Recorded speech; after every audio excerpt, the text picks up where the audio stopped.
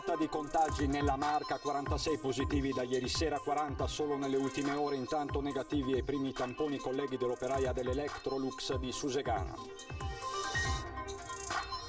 Test per insegnanti e personale scolastico, migliaia in coda oggi pomeriggio nei 6 punti ad accesso diretto allestiti dall'ULSS 2 Marca Trevigiana.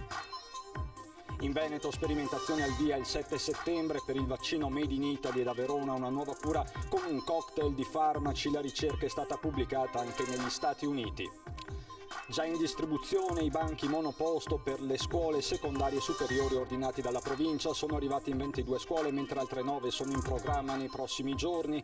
Paura per 5 surfisti in difficoltà tratti in salvo dalla Guardia Costiera Carle, uno di loro inizialmente dato per disperso ritrovato vivo nella notte. Va al lavoro in bicicletta, viene minacciato con una pistola da 2 banditi e rapinato del portafogli, indagine lampo della polizia Treviso, arrestati i malviventi. Basket, si riparte con la Supercoppa e tifosi contingentati sugli spalti, il derby tra Reyer Venezia e De Longhi Treviso va ai campioni d'Italia.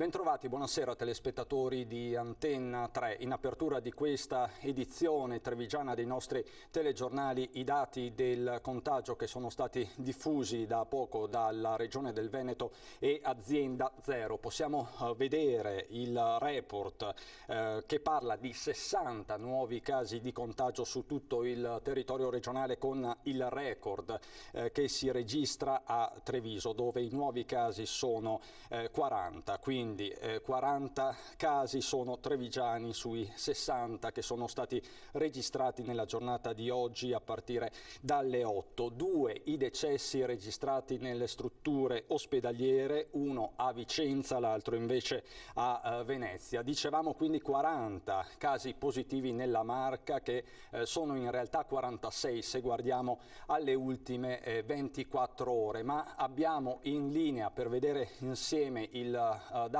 vedere i dettagli, il direttore generale dell'ULSS 2 Marca Trevigiana, Francesco Benazzi. Direttore, buonasera. Buonasera, buonasera a voi. Ecco, ci può estrapolare il dato quindi di questi 46 positivi, come vengono distribuiti? Guardi, allora abbiamo l'RSA Tommasi di Spesiano, dove ci sono sostanzialmente 93 ospiti. Di questi 26 ospiti sono positivi, sono nuovi casi e sono 6 operatori su 63 operatori.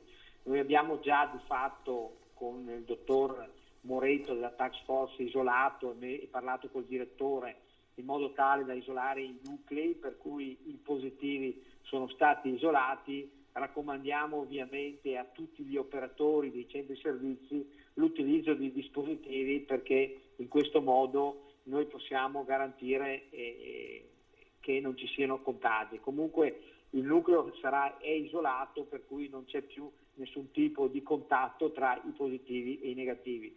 Contemporaneamente abbiamo avuto anche 6 persone che si sono presentate a fare il tampone perché avevano delle febbricole, e anche queste sono risultate positive e sono già a domicilio. Domani faremo ovviamente a cascata la ricerca e quindi i tamponi anche ai familiari. E poi abbiamo 8 rientri dalla Croazia e Sardegna, adesso dirle 4 Croazia e 5 Sardegna, comunque sono 8 persone villeggianti, vacanzieri che sono arrivati dalla Croazia e Sardegna. Questo è il quadro complessivo. Cosa positiva invece, negativa e positiva per noi, che ci sono, il bisticcio, negativizzati, ecco, tutti diciamo, gli ospiti che sono nella caserma Serena. Ne abbiamo solo 4 di positivi, domani faremo anche a questi 4 il tampone, speriamo si negativizzino, per cui possiamo dire che la caserma Serena di fatto si sta negativizzando completamente. Solo un attimo ancora, direttore, 46 casi su 101 a livello Veneto è un dato particolarmente preoccupante o no?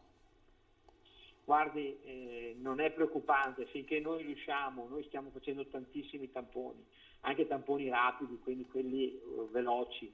Devo dire, finché noi riusciamo a isolare, tracciare anche i contatti e quindi fare in modo che non si diffonda, assolutamente no, non è preoccupante.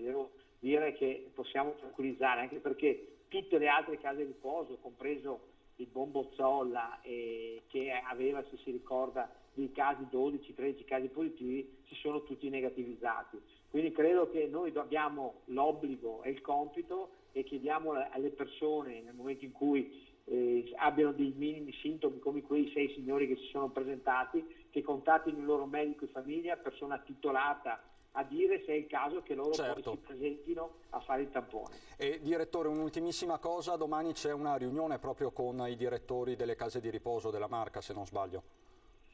Certo, domani ci troveremo con i direttori, i presidenti dei centri di servizi, delle case di riposo, ai quali raccomanderemo di non abbassare la tensione, assolutamente, ma comunque noi siamo pronti di collaborare insieme per dare delle risposte immediate nel momento in cui ci possa essere un caso e isolare subito per evitare poi che ci sia diffusione. Ci troveremo anche con i sindaci, cercheremo di fare la strategia che abbiamo sempre fatto, di quello di lavorare insieme, di lavorare in rete e di limitare al massimo la propagazione del virus. Perfetto, direttore, la ringrazio, grazie a Francesco Benazzi, direttore generale dell'ULSS 2 Marca Trevigiana. Buonasera direttore. Buona serata, grazie, buona serata a tutti. E rimaniamo sempre in tema di Covid, perché oggi in migliaia erano in coda nel pomeriggio nei 6 punti di accesso diretto dell'ULSS 2, parliamo dei docenti e del personale della scuola. Insegnanti e personale scolastico tutti in coda per il test Covid. Dopo i primi 2 giorni, lunedì e martedì della settimana scorsa, con circa 1600 adesioni, è scattata oggi pomeriggio alle 14 la fase 2 dello screening dei lavoratori della scuola, anche con la modalità drive-in, ed è stato boom di adesioni. Alla Madonnina, già prima delle 2, le auto in coda arrivavano sino alla rotonda, tanto che è stato richiesto l'intervento della polizia locale per regolare il traffico. A Castelfranco, affluenza ancora maggiore, è stato necessario implementare gli operatori che eseguivano i test. Da oggi l'ULSS 2 ha esteso a 6 i punti ad accesso diretto. Il test si può fare all'ospedale di Castelfranco, entrando direttamente con l'auto dalla portineria, al Cafoncello nel padiglione malattie infettive, all'ospedale di Oderzo nella palazzina portineria, a Conegliano nel distretto socio-sanitario entrando direttamente con l'auto, modalità drive-in anche alla Madonnina a Treviso e all'ospedale di Vittorio Veneto. Super lavoro per il personale sanitario e qualche disagio per gli insegnanti in coda che hanno dovuto attendere lo smaltimento della fila. L'esame effettuato è lo screening sierologico rapido che, attraverso l'analisi di una goccia di sangue, consente di avere il risultato in circa 15 minuti. Lo screening sul personale scolastico verrà effettuato tutti i giorni fino al 6 settembre, domenica compresa, dalle 14 alle 20. Il mattino dalle 7 alle 13 è riservato invece alle persone che rientrano dai paesi a rischio. Per cercare di limitare i disagi al traffico a Treviso, domani è in programma un incontro tra i responsabili del servizio e la polizia locale. Il personale scolastico nella Marca, tra docenti e non, è di circa 18.000 persone. E ci sono buone notizie, lo avete sentito anche qualche istante fa dal direttore Benazzi, buone notizie per i 9 lavoratori dell'Electrolux entrati in contatto con l'operaia positiva al Covid. Per tutti e 9 il tampone è risultato negativo, il primo tampone. Oggi intanto c'è stato l'incontro tra aziende e sindacati ed è stato concordato che i 9 lavoratori resteranno comunque in quarantena fiduciaria fino all'esito del secondo tampone che sarà effettuato il 7 di settembre. E sempre sul fronte delle aziende, oggi è iniziato il secondo giro di tamponi all'azienda di Vazzola, dove si è verificato il maxi focolaio di Covid. Sempre in tema di Covid-19, di cura e di prevenzione, addirittura di vaccini, ci sono importanti novità dall'Università di Verona che oggi sono state presentate dal governatore del Veneto Zaia. Vaccino da un lato, cure dall'altro, è questo il doppio fronte di lotta al coronavirus che l'Università di Verona con la Regione del Veneto intende portare avanti coinvolgendo anche le altre strutture della sanità regionale. In prima linea c'è il centro ricerche dell'azienda ospedaliera Scaligera che con lo Spallanzani di Roma inizierà la sperimentazione del primo vaccino Made in Italy, 70 i volontari che saranno coinvolti dalla prossima settimana. Questo vaccino inizierà il 7 settembre. Avremo le prime somministrazioni, viene fatto presso l'ospedale di Borgo Roma all'8° piano, nel centro ricerche diretto da dottor Stefano Milleri. L'altro fronte è quello della cura con la ricerca tutta veronese pubblicata a New York dopo una sperimentazione che ha coinvolto 80 malati Covid. Si tratta di un cocktail con un farmaco impiegato per la cura dell'artrite reumatoide utilizzato assieme ad altri farmaci. La sperimentazione sugli 80 pazienti ha registrato un solo decesso, mentre sono stati 26 i decessi registrati tra 50 malati sui quali non è stato usato il cocktail. Di risultato eccezionale ha parlato il rettore. Poiché il trattamento è per via orale, esso può essere somministrato anche fuori dall'ospedale.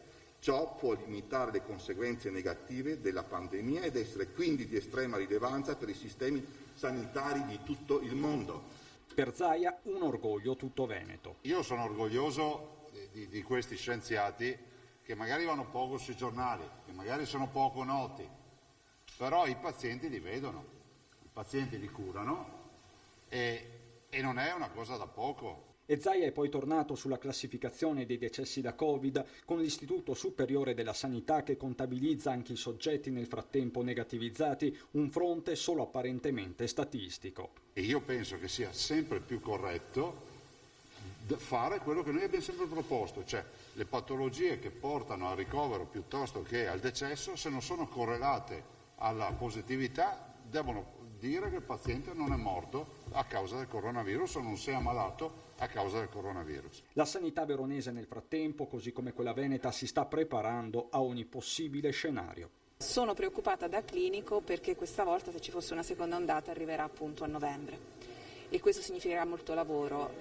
Come rassicurazione questa volta siamo pronti, non sarà più il 23 febbraio, questa volta noi oggi abbiamo un piano che prevede tutti i possibili scenari, da un incremento di 3 a 40 persone in pronto soccorso, e questo ci permetterà di lavorare in una maniera nettamente migliore.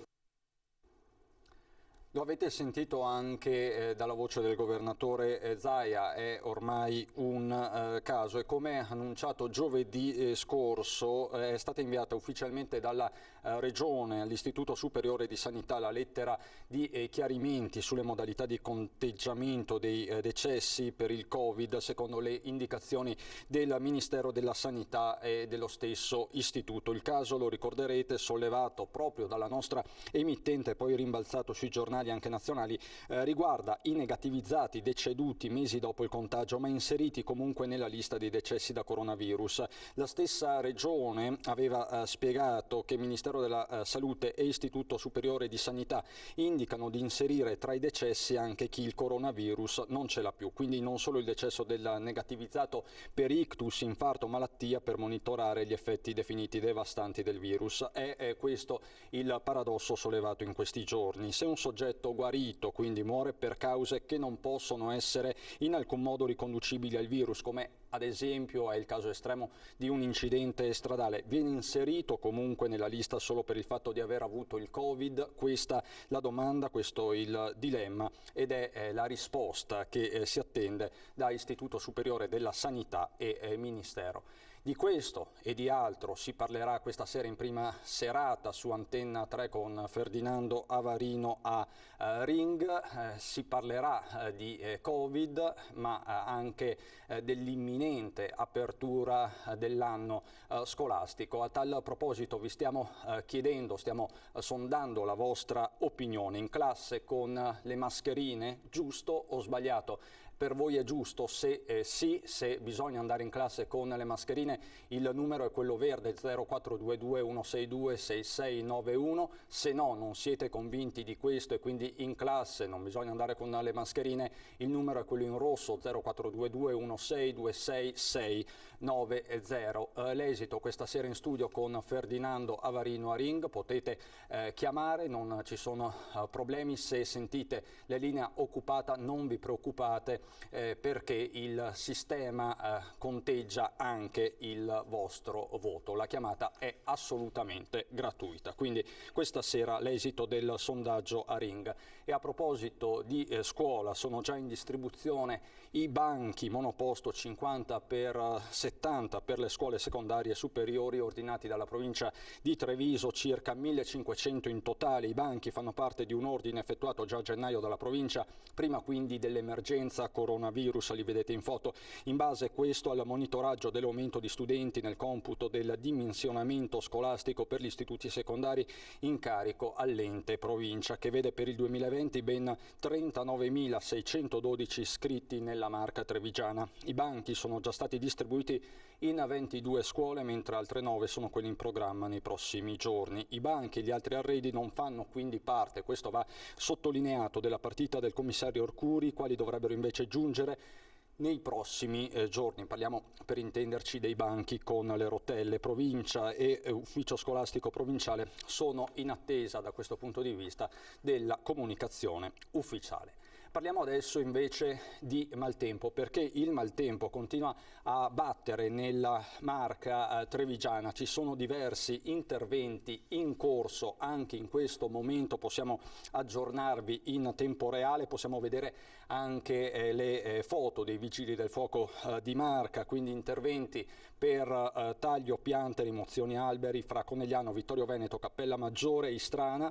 In particolare i vigili del fuoco sono intervenuti a Onè di Fonte, dietro la chiesa in via San Nicolò, per la rimozione di una grande pianta che occupava interamente la sede stradale.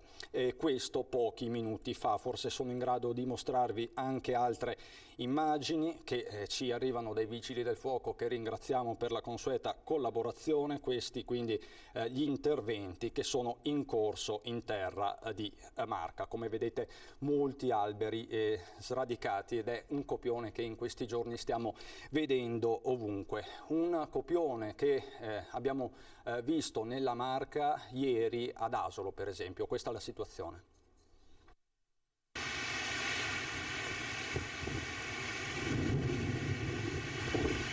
Sono state delle piogge fortissime, siamo arrivati dai 70 ai 90 litri per metro, quindi molto forti, accompagnate nella giornata di ieri anche da parecchio vento e un po' di grandine. La grandine era grossa come le noci, però ha durato poco. Nemmeno il tempo di tirare un sospiro di sollievo per il pericolo scampato sabato sera rispetto ad altre aree del Veneto spazzate dal maltempo, che ieri pomeriggio un nuovo nubifragio si è abbattuto sull'Asolano. La grandinata non è durata molto a fare i danni maggiori, è stato il vento fortissimo, una ventina gli alberi divelti e finiti sulle strade, pali della luce abbattuti, viabilità in tilt. Super lavoro fino a notte per i vigili del fuoco e la protezione civile per rimuovere tronchi e rami. I danni maggiori all'agricoltura.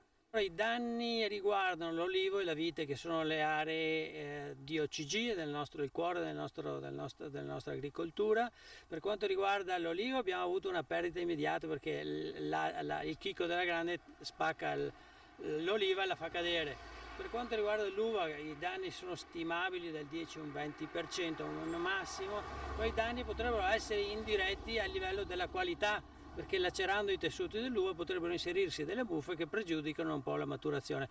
Di certo anche qui è stato un fine settimana di grande preoccupazione. Abbiamo pensato al peggio, perché si era messo molto male con le raffiche di vento fortissime. La quantità di pioggia era alta, però fortunatamente i lavori fatti in precedenza, soprattutto a monte del nostro territorio, di convogliamento e di riordine degli argini, hanno convogliato senza danni l'acqua che è arrivata. E purtroppo potrebbe non essere ancora finita. La Protezione Civile del Veneto, viste le previsioni di possibili ulteriori temporali anche intensi, soprattutto nell'area pedemontana e sulla costa, segnala possibili criticità idrogeologiche con disagi al sistema di drenaggio urbano e l'innesco di fenomeni franosi superficiali sui pendii fino alle prime ore di domani, martedì 1 settembre.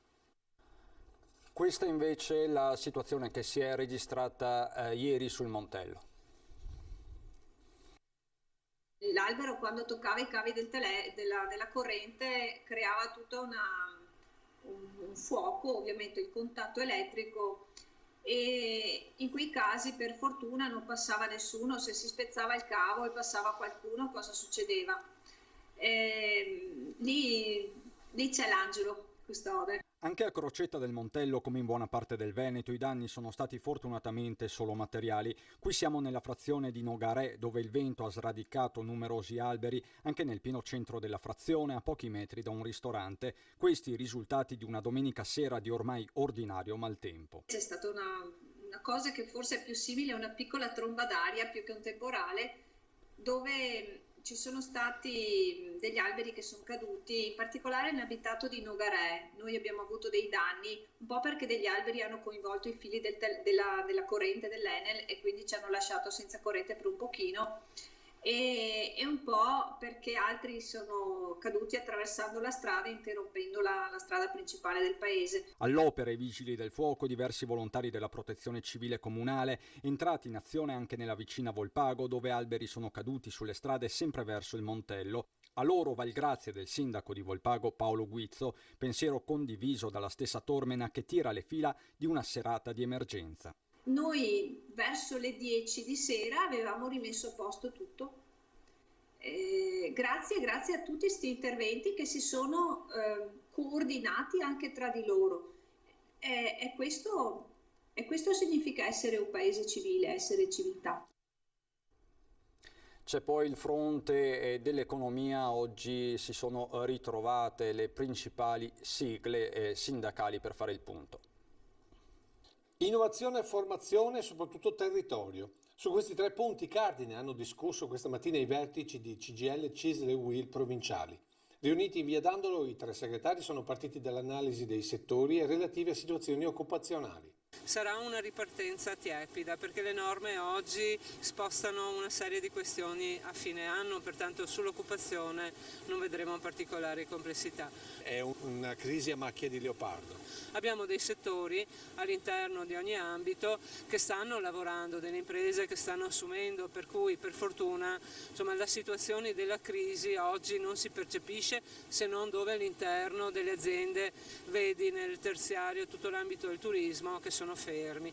Dal sindacato l'indicazione perché gli aiuti europei non siano mero assistenzialismo. Sicuramente ci vogliono investimenti che devono essere fatti verso le aziende, verso le infrastrutture e anche verso la riqualificazione eventuale di lavoratori che dovessero rimanere disoccupati. Penso ad esempio nel tessile, quando alcune aziende che producevano etichette che improvvisamente si sono riciclate per produrre mascherine. Un periodo di blocco totale della produzione che per i sindacati ha permesso di pensare anche ad una nuova gestione del territorio. Abbiamo visto proprio in questi giorni che basta un fortunale per mettere in ginocchio una realtà vasta della regione, e per cui che serva utilizzare le risorse proprio per un recupero di qualità del territorio. I sindacati citano l'esempio del nuovo centro Amazon da realizzare in aree industriali dismesse come il parco commerciale di Villorba.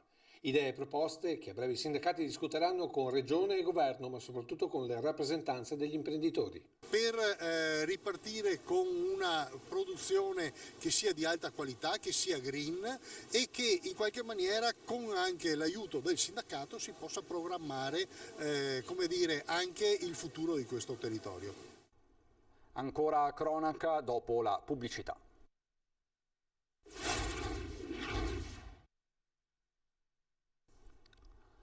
Di nuovo in studio per raccontarvi una disavventura a lieto fine per cinque surfisti nella giornata di ieri a Caorle, tra loro un trevigiano. Il vento forte ha messo in difficoltà 5 surfisti tra i 40 e i 60 anni che domenica si trovavano a Caorle in località Falconera. 4 padovani sono stati salvati quasi subito grazie all'intervento dei mezzi della Guardia Costiera. Il quinto invece, un trevigiano, inizialmente è stato dato per disperso. Sono state dunque attivate le operazioni di ricerca con l'aggiunta dei vigili del fuoco e Guardia di Finanza e in tarda serata il surfista è stato individuato in zona Brussa, sano e salvo. era stato trascinato dalla corrente in direzione nord-est. Erano usciti in mare verso le 18 quella domenica per praticare il kitesurf, ma le condizioni meteo sono cambiate improvvisamente. Le vele sono cadute a mare per un buco di vento e i 5 si sono trovati in acqua in difficoltà a raggiungere la riva perché il vento aveva iniziato a soffiare.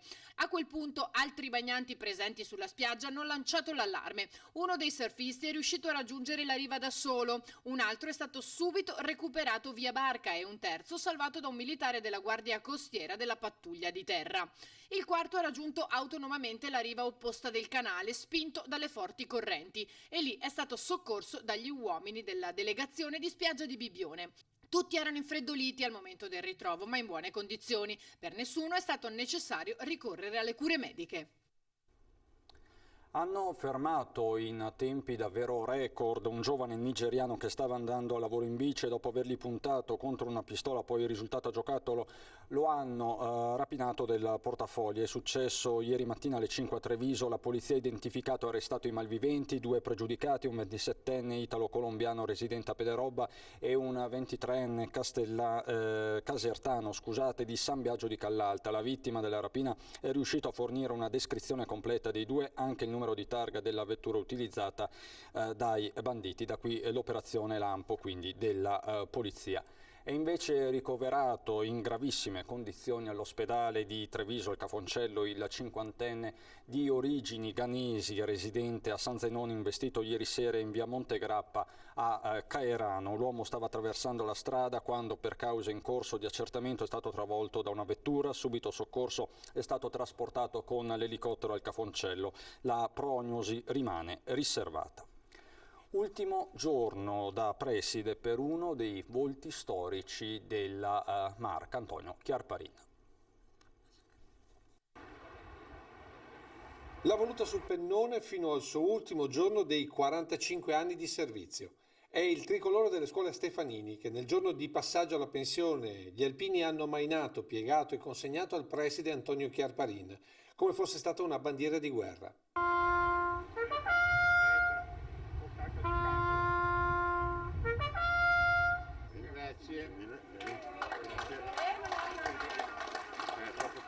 Una cerimonia, ma soprattutto una bandiera stinta e strappata, voluta fortemente dal preside, che la paragona alla scuola di oggi. Si investe sempre meno, perché si pensa che sia una perdita di tempo nella scuola e si pensa a una perdita di tempo nella cultura.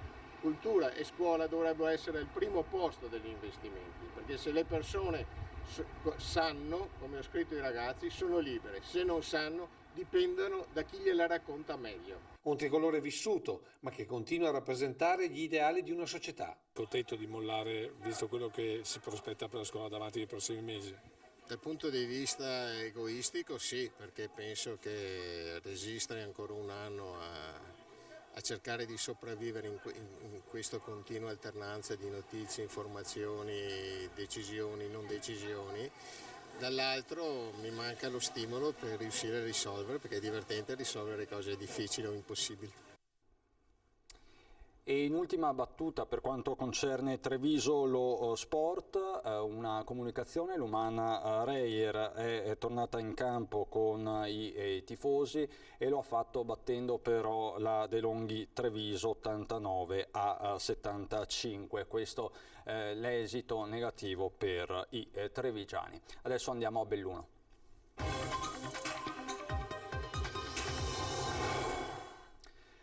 A Belluno, dove si aggira attorno al €1.000.000 la conta dei danni causati dal maltempo a Ponte nelle Alpi, epicentro della tromba d'aria che sabato pomeriggio ha distrutto il Palamares.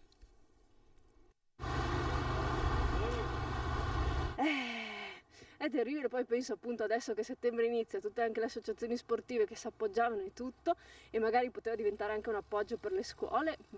Paura tanta e ho avuto rumore nel tetto, pensavamo fossero partite anche le tegole, e invece fortunatamente ha fatto il giro, no. La furia del vento e poi un vortice localizzato a Nova Erto di Ponte nelle Alpi. Ciò che ha risparmiato la tempesta Vaia sabato non ha resistito al mulinello che ha sollevato la tensostruttura del Palamares, scaraventandola centinaia di metri più avanti. Quello che resta è desolante. fa molto male, anche perché per noi questa struttura è fondamentale per tutta l'attività che abbiamo come polisportiva, quindi dicevo calcio e tennis, soprattutto per le scuole, quindi per i bambini. Fino all'età di 12 anni sono tutti che fanno attività qua dentro. Ci vorranno tempo e denaro per ripristinare i luoghi. Una prima stima dei danni valutati dall'amministrazione comunale si aggira attorno al €1.000.000, la maggior parte dei quali riferiti alla struttura polifunzionale di Nuova Erto. Per fortuna non sono state toccate tante abitazioni private, si contano altri 3-4 interventi da parte dei vigili del fuoco, soprattutto di messa in sicurezza di cornicioni, tegole, onduline che si sono staccate durante questa fortissima folata di vento. Abbiamo già fatto le verifiche del caso su tutto il territorio comunale, per fortuna è andata bene che ha colpito solo questa zona e soprattutto il fatto che non avevamo civili o comunque popolazione nella zona ci ha aiutato molto anche nel punto di vista della sicurezza. E vediamo cos'è successo e qual è la conta dei danni in tutto il restante territorio della provincia di Belluno. La fase più critica può dirsi esaurita, ma tutto il bellunese di nuovo un campo di battaglia. L'eccezionale ondata di maltempo che ha flagellato la provincia ha causato disagi a catena.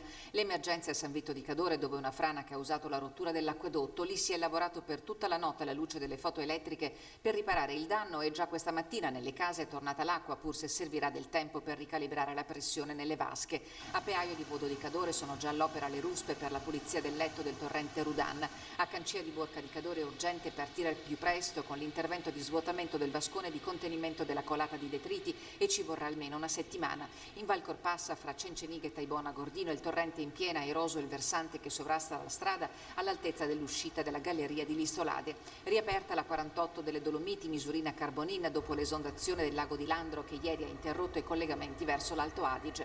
Più a sud è ancora chiusa la regionale 348 Feltrina per uno smottamento che necessita di un intervento i cui tempi non sono ancora stati definiti. La violenza del clima di questi ultimi tempi è sotto l'occhio di tutti e credo che su questo vada fatta una riflessione importante proprio per adeguare, diciamo così, tutte le infrastrutture pubbliche soprattutto a questi grandi cambiamenti, ma soprattutto per porre in essere, anche partendo da una provincia interamente montana come quella di Belluno, politiche sostenibili. Sotto controllo la situazione ad Alleghe, il lago ieri ha tenuto tutti con il fiato sospeso per una temuta esondazione che fortunatamente non c'è stata, davvero per poco. Fortunatamente i danni sono stati contenuti, ma solo perché negli anni sono state fatte opere di prevenzione, commenta il consigliere provinciale Massimo Bortoluzzi, delegato per la protezione civile. E poi Belluno, dove in tutto il territorio comunale i danni maggiori li ha fatti la grandine. Il Piave continua a mormorare, ieri è stato per tutto il giorno osservato speciale qui nel capoluogo dove ci sono i sensori posizionati proprio sotto il Ponte della Vittoria e più avanti ancora all'altezza del Ponte Bailey. Fortunatamente è andato tutto bene. E c'è un aggiornamento rispetto al servizio di Tiziana Bolognani. La 348 Feltrina è stata messa in sicurezza e riaperta alle 17 di oggi, mentre la provinciale 1 bis è aperta attualmente a senso unico alternato. Siamo alle battute conclusive, vi ricordo che questa sera alle 21:15 c'è Ring con Ferdinando Avarino in studio. Scuola, siamo pronti a tutto? Questa è la domanda, risponderanno a questo e ad altro Simone Borile, Movimento 5 Stelle, Luciano Sandonà, Lega, Simonetta Rubinato, candidato presidente Veneto Rubinato per le autonomie, Pietro Bean del Partito Democratico e Paolo Benvenu, candidato presidente Solidarietà, Ambiente e Lavoro. Vi ricordo il sondaggio in classe con le mascherine, giusto? Vi abbiamo mostrato più volte nel corso di questo telegiornale i numeri a cui fare riferimento per rispondere al sondaggio, i cui esiti saranno resi noti per l'appunto nel corso di Ring. È davvero tutto, vi ringrazio per l'attenzione, adesso c'è il meteo, buon proseguimento di serata.